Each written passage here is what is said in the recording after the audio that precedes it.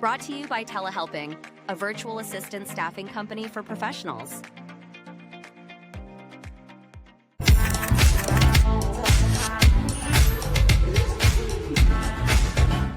Hello, everyone. My name is Cody Hall, and I'm the host of The Faces, Entrepreneurs Are People Too, and the founding CEO of Telehelping, a virtual staffing organization, and the herein sponsor of my podcast. So I appreciate you, Telehelping, so much for allowing me the opportunity to speak with people like Dan. Dan, how are you doing today? What's up, Cody? I'm doing great, man. Pumped about this. As am I, Dan. And, just from our calls we've had beforehand, just general introduction and then talk about the podcast, I know that we can have a conversation. So before we run too far, Dan, just give the listeners here an idea of who we're talking to. Who's Dan?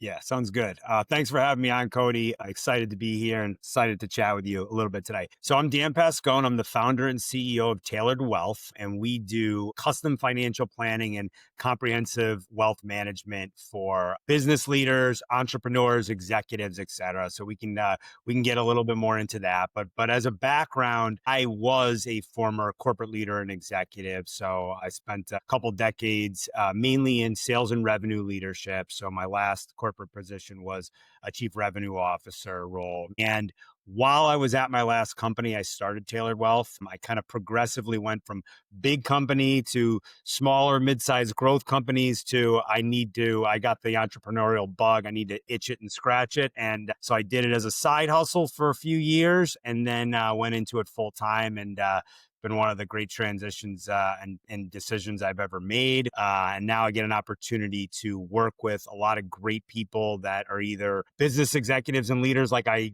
was, or entrepreneurs and business owners like I am today. So I get a chance to work with a lot of people that I really relate to, resonate with, and frankly, get along with really well, and help them to use their financial resources to accomplish their most important life goals. We've got a new mantra at Tailored Wealth, which is we help you to prioritize your version of a rich life. So we can maybe get into that a little bit more. But on the personal side, I have a 9-year-old boy who keeps me very, very busy. I coach a lot of youth sports. So we're knee deep in summer baseball right now. So that's where my evening times are typically spent right now. I do some philanthropic work as well. I'm on a couple of boards of nonprofits.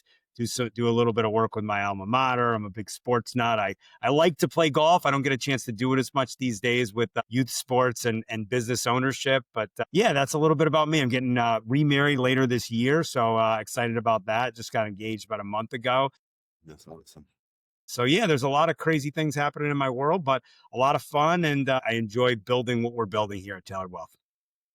Yeah, no, that's great. And, one of the first things that stood out to me was your excitement about working with entrepreneurs. Man, I love entrepreneurship, right? It's in my podcast name, right? Yeah. And I love being an entrepreneur. The one thing that I think has helped me out at telehelping is I get to work with entrepreneurs so much that it makes telehelping feel like it's constantly in an entrepreneurial state, which helps me because I historically have about a 3 to 4 year cycle on businesses. And I feel that I get my entrepreneurial bucket gets filled so frequently because, I'm sitting here I do this thing called acclimation consulting with our clients, right? Okay. Generally it's because they, something's not driving well with the virtual assistant, but I love it because I don't tell them, please don't watch it, right? I love when you guys have problems, you want my help because I get to jump in and man, this person's starting a business and I get to give them and it's a free hour of saying, let's talk about your problems, right? And figure out how to get this. And I just love being inside the business. So do you feel like you get that excitement working with those entrepreneurs and on their wealth side of things? Yeah, I mean, it's interesting because this has become a really pronounced topic of conversation for us. So, like I said, I started out as a corporate executive and was with a big company and then a smaller company that we helped to grow to be pretty big.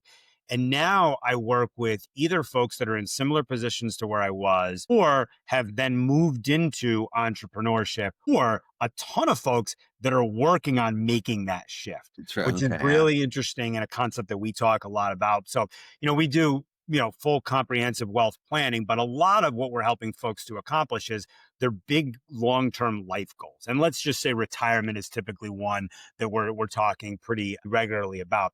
And so we've coined this term hybrid retirement, which is all about giving you the ability to plan for and leave the corporate grind, so to speak, and then go to be able to do something on your own that's more purposeful, meaningful work for you, gaining a little bit more flexibility in your life. And, what that looks like is different for every person. It could be consulting. It could be starting your own virtual business. It could be fractional work, whatever the case may be. Mhm. All of those have become very, very prominent as of late, especially with, to your point, the virtual and sort of telework environment that has become so pronounced in our society. And I look at it from the personal lens. We help you with the business side, obviously, but I've seen it from the personal side, how satisfying that can be to take an executive that's working 60 to 80 hours a week and is on planes constantly and traveling around and on Zoom calls all day and says, you know what, I want to still do really meaningful work, but I want to do it on my terms. I want to be able to go be at my kids' games, or I want to be able to travel with a partner, or whatever the case may be. And helping them get there has been super satisfying for me and my team. Yeah, I have to say one thing that there was a time period, right? And you know these people, right? Coming from executives, right? When Yeah. you're working for an organization, and I'll use a specific time period where I was coming from being a CEO of someone else's company, right? To being the CEO of my company. When I was a CEO of someone else's company, like I made a lot of money, right? Yeah. But I don't feel like I was like wealthy, right? I made a lot of money, but I was really bad at the retirement piece, right? Because you made a lot of money, right? You don't really have to think about a lot of things. You made a lot of money. I was in my 20s, right? Had Yeah. no business doing that well. And then like when you transition to your own business, it's a weird shift. It was for me because I'm like, hold up, right? I need to figure out how I'm going to still make good money, but also make enough money because like now I'm like, I'm responsible. This is my business is my 401k, right? Right. My investments were my 401k. And that was a weird thing is that there was a year or so there, I felt I was a hypocrite because I was like, oh, we gotta save, gotta plan. Like, and I feel like I did save, but I wasn't making investments. I wasn't doing any planning, or I wouldn't take any actions to think about, well, where's Cody going to be at 45 or 50 or 60? Because all I was thinking about the facts, like, well, man, I don't really know what to do in this phase because all you think about is running your company, and then you think that's your retirement plan. But that's I was told that it's a really bad approach. Yeah, so much I could dig into there. Yeah, yeah. I mean, listen, retirement planning and long-term wealth planning is, in my opinion, needs to be customized to the situation. So, like Yeah, our brand is Tailored Wealth. It's all about being custom to each individual, each family, each situation and circumstance. And how you plan for an executive is different than how you plan for a business owner, right? Your assets are in different places. Your ability to save might be different. And because I've done both, I think, relate to both sides of the spectrum. I don't mind telling you, Cody, I thought I had the best plan in the world, right? I had, like you, I was making a lot of money. I was well compensated. I had equity in this company that was getting ready to sell, right? And we were getting pretty close to that. And I was ready to get a nice payout. I was going to go and dump that into my business. And then off and away we go. I had everything was lined up. The company made some bad decisions, had some issues, and that sale never happened. And effectively, I transitioned out of the business not with nothing, but with very little that I could then go invest in my own. So I had to completely bootstrap it. I had to completely yeah, grind in the early days to figure that out. And I had big plans of things and projects and people that I wanted to fund, but I had to really take a step back and start a little bit smaller scale than I wanted to. And I'll tell you, figuring out the financial piece was in a business sense was tricky. We did figure it out, thankfully. And the biggest challenge that I had was going from an organization where I was working with great people that I really enjoyed being around to being in a very, very small business environment. And, thankfully we've now are starting to really grow and I'm getting that sort of team atmosphere back because I love the team atmosphere. I love being a part of a team. Like I said, I'm a sports guy. I like being a part of teams that I coach. Played sports growing up. So I like the team atmosphere and having a goal that a group of people are all working towards. So yeah, that was the biggest challenge for me when I went into, at the beginning, solopreneurship. And then as we've started to build out the team, I've really been able to scratch that itch and get that feeling back. No, I mean, you, if I were to rewind, like, a couple years, 8 or 9 years. I remember when I was running that organization and I'm sitting there like, man, like when we sell this thing, I'm going to have so much money. Like I'm going to be instantly on I'm an ultra high net worth individual. Like it's going to be great. Right. And I was like, I don't know. Don't even know what I'm going to do with all the money. Right. And, my company didn't make poor decisions. One of the companies who are VCs made a poor decision. And Okay. so instantly our cash flow became dry, right? We went from like having all the money in the world, done all the runway into the world to having no runway and no cash. And the organization had to take a lot of pivots. I had to do like strategic acquisitions. And eventually we did well. And eventually I did exit. And everyone's like, oh my goodness, you must have made so much money. I'm like, unfortunately, not as much as I thought I was going to make. I also left early, right? Decided to break my contract because I was tired of being their CEO. Right. I also learned, and this is for some folks out there, that being a CEO doesn't make you an entrepreneur. Right. It may feel like you're an entrepreneur. Right. It may feel like your business, but I had a board of 6 others, including myself. So I had a 7-person board. Right. I had VCs, PEs, Right. and investors galore. Like, so I ran a company with a huge, shadow behind me, and that put me in a weird position. But there's nothing like, and I would like to see your perspective, and nothing like knowing that I'm the buck that stops. Right, I'm the alpha, the omega, the beginning and the end. Right, I am the vote, the executive order, and it's a scary feeling, but a great feeling all at the same time. Yeah, I always tell folks, it's one of those things in life. I compare it to having a child. Like everybody can tell you exactly what you just said, and you and I probably heard that and read books It's and did all this stuff before we were entrepreneurs. Until you're actually in it, and until like the responsibility of making money and having an organization thrive, and then all of a sudden now being responsible for other people's livelihood and paychecks. So at the beginning, it was like, okay, I'm solely responsible for my livelihood and my paycheck. And now we're responsible for other people's livelihood and paychecks. And Correct. that ain't for everybody. Don't get me wrong. That is not for everybody. But for those that embrace it, it's in my opinion, one of the coolest experiences, the coolest feelings, the greatest responsibilities you can have in life. I don't take the responsibility lightly. I hope I never lose the urge to want to, make the business better and grow just a little bit more and, hone in this. I mean, we're still a fairly young company, but, I hope over time I never lose that urge. But, the feeling of being an entrepreneur is one that, you just can't replicate until you actually do it yourself. And then, as I'm sure you've seen, once you do it once, you're now like, okay, well, what's the next business I could do, and the next business I could do, and Right. the next business I could do after that, whether they be synergistic with your initial offering or something unique and different. But now I've got the bug. My fiance and I are looking to buy a small business that's completely separate from mine, and then I have some synergistic businesses that I'm looking at that will hopefully improve our overall value proposition as we grow. Yeah, it's 2 things I want to hit on, because exactly the business side you're talking about, your fiance, is one I've had with my wife. But before I go down that rabbit hole, you said something about counting, like, you're responsible for people's livelihoods, right? One thing I've done for many years, previous companies, I used to always count how many children I was responsible for, right? At Octave Healthcare, I had 2/3 of all my staff were mothers. Yep. And so, and they range from 1 child to 7, right? And I used to sit there and say, we represent 3x the amount of children that we do employees. And that was important to me because I sat there and, I realized that all the decisions I made on a daily basis, it made sure these kids were able to have what they needed to live a life. And they don't even know my name. They don't even know who I am Right. for the most part. And then on the other side of that, shifting into telehealth, it became kind of a double-edged sword, it was stressful. It's very stressful because, like, okay, I got all these staff members over here, and it's a balance I have to make.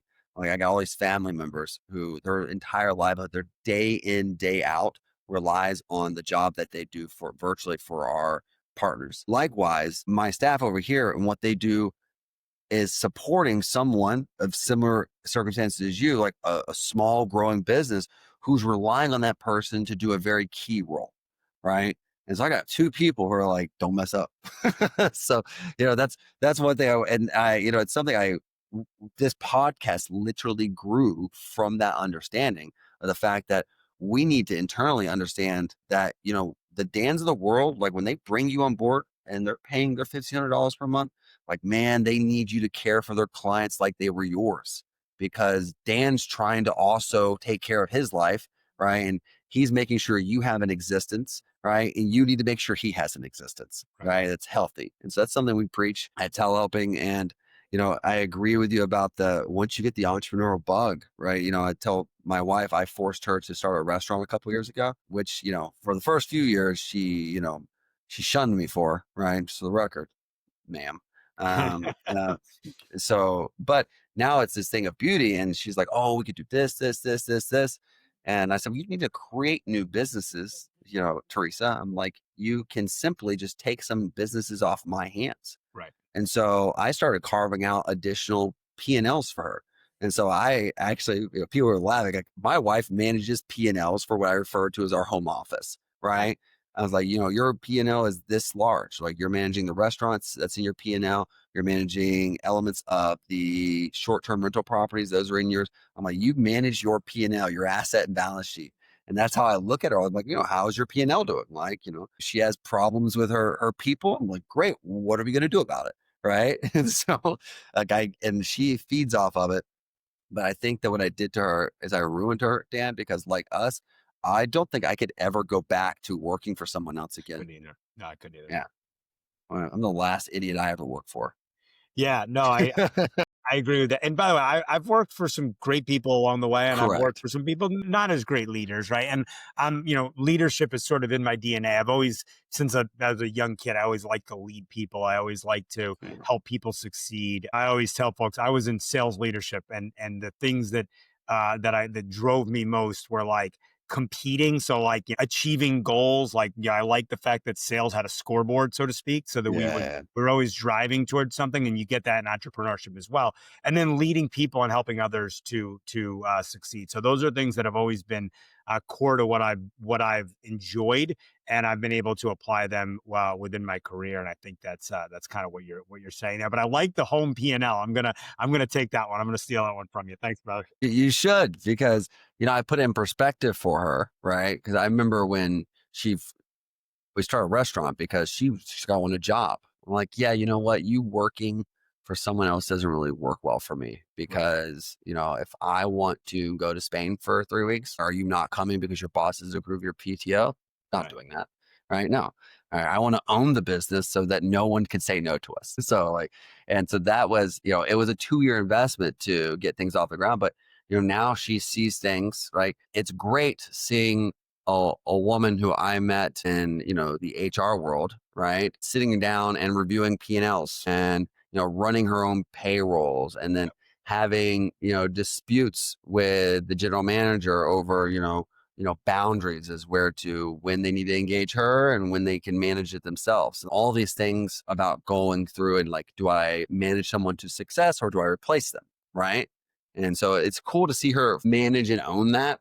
And I think that's one thing that I really love about running a business is it's so easy to fire somebody. Everyone should know it. It's so easy to fire someone. It's hard to accept someone's mistake and coach them to a level of performance that you want them to be at. And I tell people all the time, I fire my staff, like all the people who directly report to me, all 6 of them, fire them once a week, right? Once a week. In my head, fired. Right. But I'm like, if you ever watched the show Billions, Bobby Axel's like, don't listen to me anytime between 8 a.m. and 4 p.m. Right. You don't you don't take anything I say during that time seriously. And that's like the way I approach. And I tell the same thing to the entrepreneurs that we work with. Like, I was like, you're right. I wish that you could hire someone, American, Mexican, Filipino, virtual or in person or hybrid. I wish that you could hire someone, and then with the day they walk through that door, they do exactly what you say. But the hard thing is taking the time that you don't think you have because you don't have it, is sitting down and then getting them to where you want to go. And that's tough. And I had to work so hard to get my wife there. And so it's proud to watch my employee walk around the house making business decisions. Yeah, coaching is, as I mentioned earlier, near and dear to my heart, has been in my personal and my professional life. And you're right. Most people don't want to be coaches. I think it's one of the hardest things to do. I love the coach and I love to be coached. And like advice Yeah. that I always give to anyone is make sure that you have good coaches around you, right? Not just mentors, but people that are actually coaching you and giving you feedback. And when you're an entrepreneur, it becomes trickier to get that, right? You're not necessarily innately getting that on a day to day. So I think you've got to go out and find other ways to get that. I've done that through some different groups and some organizations that I'm involved in. But I think it's really, really important to, if you're in leadership, focus on your own coaching skills and then making sure you're being coached yourself. No, I absolutely agree. And I think that's one thing, Dan, that I've struggled with over the past 3 or 4 years because, one, living in Mexico, right? I have business leaders and stuff that I know down here, but we have different relationships. But, I found that when I was in the United States and I was working for those companies where I had big boards, like I had mentors around me, right? Sounding boards, things that, you can work with. I actually had to build my board at telehelping to kind of simulate that because I've taken two people who are specific leaders in the industries we support, right? We have healthcare, legal, and wealth management.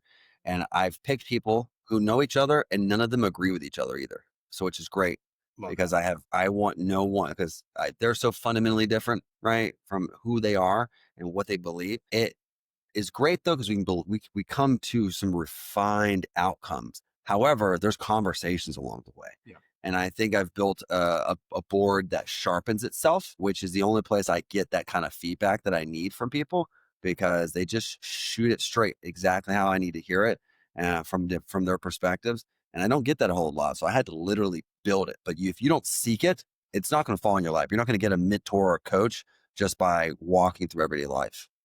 You're much more likely to find people that tell you what you want to hear than to actively challenge you. There's no two ways about it, especially when you are the leader of the company. And there's a couple of principles that I've learned that kind of attaches to what you're saying is when you're in a room and having a discussion, whether it be with your team, whether it be with a partner, or whether frankly be with a client for that matter. I always say we can disagree. If we're on the same team, at some point in time, someone needs to be responsible for the decision. And then if you don't like the decision, you have to, in a very, in the right tone, in the right manner, disagree and commit. Right. So we disagree. I disagree with this decision, but I'm going to commit to it moving forward for the better of the organization because whoever's responsible for that decision now made that decision. The other thing is being able to sort of embrace healthy conflict. And to your point, bringing in people within your organization that are not necessarily just having conflict for conflict's sake, but can do it in a manner that is professional and is out to get the best outcomes for everyone involved, I think it is really, really powerful if you want to grow and you ultimately want to get better with any team. No, I well said. And, you hit on one thing that just it spurs so incredibly deep in the roots of my understanding of leadership and work because it goes back to my days in the Marine Corps, right, which was my first job, right, as an adult. Don't count Wendy's or being a lifeguard. But when I joined the Marine Corps, like you understand that if your leader makes the decision, right, it's like, even if you disagree with it, we're getting in line, right? Because they made the decision. And I've only had that happen once or twice in my professional life, but I had it happen at our restaurant when a former manager for one of our locations was like, hey, listen, I don't like this, but, Teresa and Cody says you guys have to do this, right? I fired him so quick, right? Yeah. Because that's just a fundamental character issue, right? Because he didn't want to be disliked, right? And I quoted one of my captains, right? Skylar used to always say that a path to a popular leader is a path to failure, right? If you're, it's good to be liked. I like being liked. I love it when my people like me, We all do. right? And I like liking them. But as I just said as early as last night, if I can't like you if you don't do your job. So, and I think that's a powerful thing. And, Dan, I want to shift gears real quick, right? Let's get, also talking about TaylorMade. Do you guys wear TaylorMade gear, right? You're just all walking around with golf memorabilia on and everything as the You company know, logo. So we have you're obviously referring to the golf brand. So I'm a golfer. It's funny, I'm not playing any TaylorMade clubs right now, but maybe I need to do that. So Tailored Wealth is the brand, is the company, and then our other brand, which is the content side, is called Making Sense of Your Money. So we've got a Yeah, content side, and then we've got our true wealth management side. great. Well, chat with me, wealth management side, we're going to get to that, but talk to me about this content side real quick, right? That's something Yeah. that's more unique to you. We see some wealth management, but you have a content side to your wealth management. Talk to me. Yeah. So when I started to really grow the business, there's a bunch of different ways that you can grow, especially in our space. And I, from the beginning, had pretty grand plans of what I wanted the organization to evolve and grow into. So doing sort of like local brick and mortar type marketing just wasn't the right fit for me. Yeah. And I really, really always have been a huge proponent of education and learning. And so I wanted to incorporate education and learning as like a pillar within our business. So we started it as a newsletter, the Making Sense of Your Money newsletter. And we started with nobody. We've got over 10,000 subscribers to date. And the newsletter is only about a year and a half old now. And what we realized was, a lot of the concepts and the strategies we were talking about on the newsletter could really resonate on other platforms as well. So we developed the YouTube channel around it. And now, just like you, we have a podcast as well. So the newsletter, the blog, and then we've got a lot of white papers and guides and stuff like that, just written content that we put out there that is specific to our audience. So executives and entrepreneurs, to help them to optimize their wealth to live their best life. The YouTube channel takes a lot of those strategies and puts it into video form because a lot of folks prefer video over written content. And I frankly like both. I consume a fair amount of both. And then the podcast, I've really started to enjoy, and I'm learning a lot from your style of podcast today, Cody. But I've enjoyed the podcast because instead of it being focused on me speaking about wealth building strategies, we've brought on unique individuals that tell their story, and they have some form of expertise in finance or financial services or personal finance. They have their own money story. Or we've had, you mentioned your Airbnb portfolio. We had a guy on last week that specializes in short-term vacation rentals, and he told his Okay. story. He talked about how he helps you to invest in that asset class.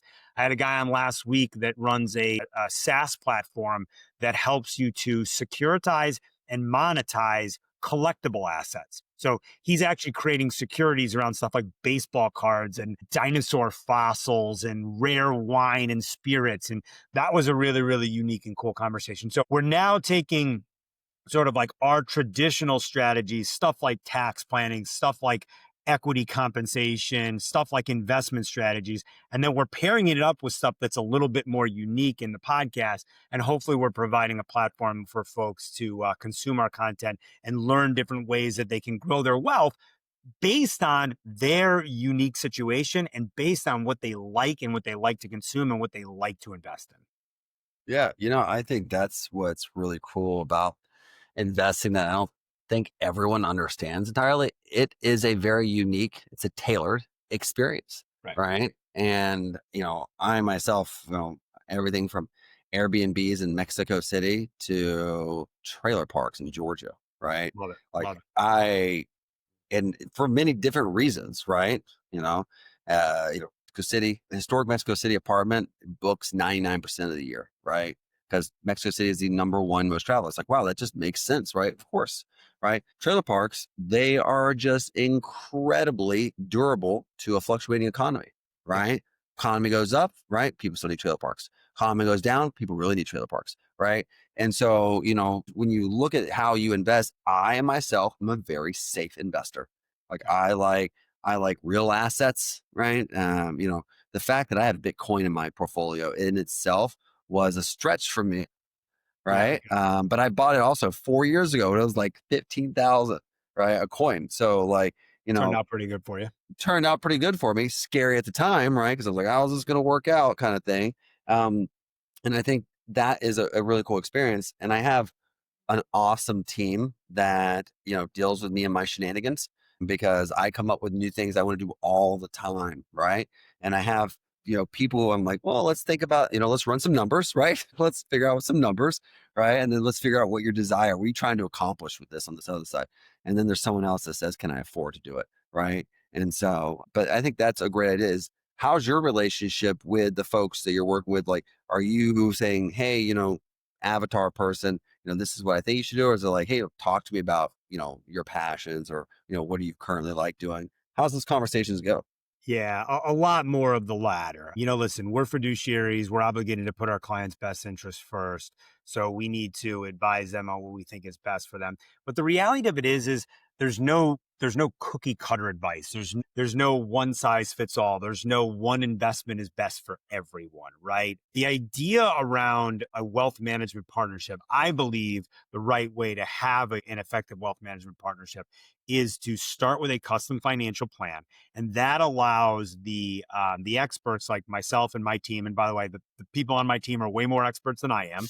I'll always say that. They're way smarter than I am. To understand your situation and understand sort of your assets, your resources, what you have as the data that we put into the system. It's stuff like income, it's assets, it's liabilities, it's expenses, right? All that hard data we can put into the system. And then we want to understand, what do you want to accomplish? Right.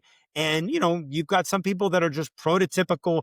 I'm going to work for a company for 30 to 40 years, and then I'm going to take my retirement savings and I want you to make the most of it. And in that situation, it's about optimizing the investments and largely optimizing the tax profile and optimizing the tax situation. So let's get your investments to grow as much as possible and let's reduce the taxes as much as possible. There's a little more to it than that, but that's a fairly simple That's the approach. gist, right? That's the gist of it, right? Then you've got entrepreneurs who have, a vast majority of their wealth tied up in their business, right? And then it's about, okay, well, how do we deploy capital out of the business so that we diversify you so you're not totally pegged to that one business? And then how do we set you up for what your version of retirement looks like, or your version of a takeover of the business, or bringing kids or heirs in, whatever the case may be.